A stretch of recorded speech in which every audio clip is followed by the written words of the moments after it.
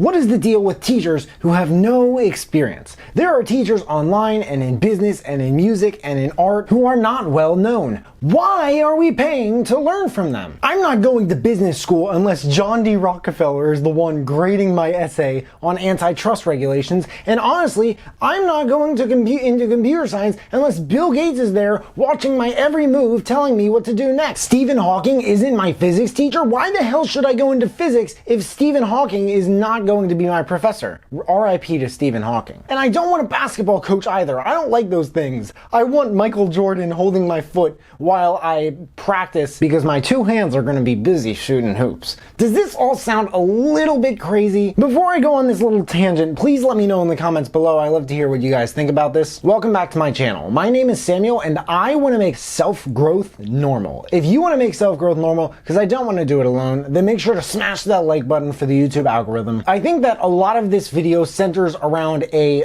common, maybe issue at hand that comes up in conversation sometimes during this age as we move further into it, and that's kind of why I wanted to make this video today. It covers a much wider array of topics than I was expecting it to, but I really hope it gets my point across. That someone doesn't need experience to teach experience, but it does help. Self-education is becoming a lot more of a normal thing nowadays. We live in a very DIY, everything is figure-outable, degree-less society than we used to. Or at least a society more accepting of those things than it used to be. This is 2021. The world is changing fast. There's no reason we can only learn from one type of teacher. The way I see it in education, there are two types of teachers. There are experts and there are knowledge reporters. There are the experts, those who have been there, they've done that, and there are the knowledge reporters, those who study the experts who have been there and done that, and distribute what the experts learn in the process. Of course, this has been going on since before the beginning of the century, but the turn of the century has clearly highlighted the importance of it, and the implications of it as well. What's that one quote that makes like a joke out of any career in education? Those who can, do, and those who can't do, teach. If you're gonna teach in a world of people who want to learn how to do, why don't you learn how to do it first from those who have done it best? Maybe even try it out yourself for a handful of years, at least ideally. I mean, in fact, I'd strongly recommend this, but I'm just a 24-year-old kid. What do I know? Maybe I'm just a knowledge reporter right now. I would highly recommend studying the hell out of that and then teaching it as a course of this is what the most successful companies, artists, or doctors or whatever, this is what they did. This is what they learned. This is what they all have in common. I mean, the most credible, decorated, experienced people at the top of every field or calling, if they're not retired or something, typically they're too busy doing it to teach it. And someone's got to teach it.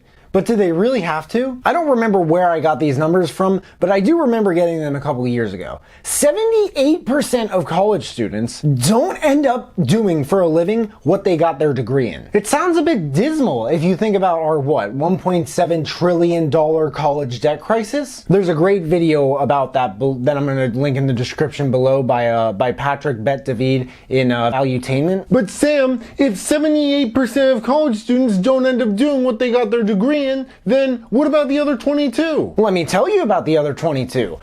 11% of college students, half of that 22 in particular, don't even like what they do for a living. The thing is, school doesn't teach us how to make definite decisions about our purposes in life and what we find joy and fulfillment in. We have to find that for ourselves, which is, I think it's a little scary. I don't know. In an ideal America, I at least imagine that being effectively taught in schools. Maybe that's just me. If it's not obvious, I just didn't do well in school. Some people crush it and they go nowhere in life. Some people crush it and go everywhere. Some people do terribly and become billionaires. The people who crush it and become billionaires will tell you that most of it is really just self-taught. I went to a Votech school for high school for plumbing, believe it or not, for 4 years, 1 year extra in this experimental hybrid program.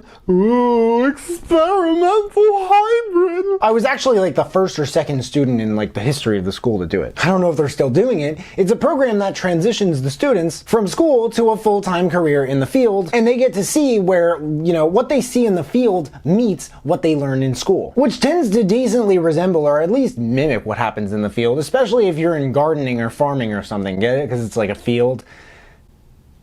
Never mind. You know what I'm doing now?